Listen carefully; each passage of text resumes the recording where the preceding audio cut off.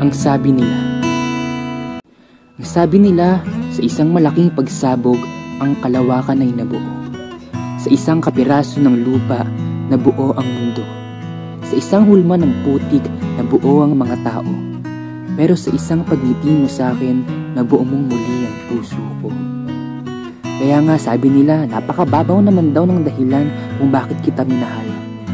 Pwes kung mababaw man ang rason kung bakit kita minahal, lalaliman ko ang dahilan kung bakit tayo magtatagal.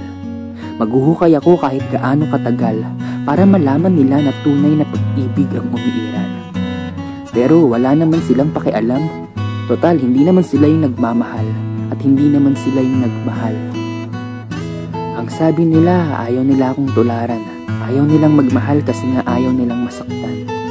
Pero lingid sa kanilang kaalaman na kapag nagmahal ka, hindi mo iisipin na masasaktan ka.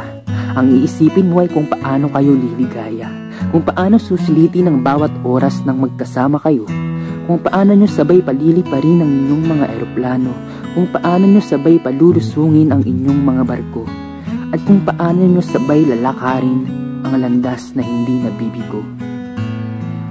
Ang sabi nila, maghihiwalay din tayo dahil sa mundong ito wala raw sigurado. Sa isang iglap, lahat pwedeng magbago. Sa isang kisap, lahat pwedeng maglaho.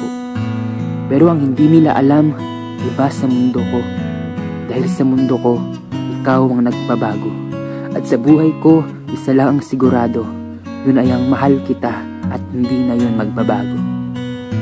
Oo, marami silang sinasabi na hindi ko pinaniniwalaan at kahit kailan hindi ko papaniwalaan. Dahil para sa akin, sapat na tanging mga mundo lang natin ang nagkakaintindihan. Kahit na ba, hindi tayo kayang unawain ng karamihan. Bakit sabi nila, di tayo bagay? Bakit sabi nila, di tayo tatagal? Bakit sabi nila, umanap ka na lang ng iba? Kahit ano pa ang isipin nila, mahal pa rin kita.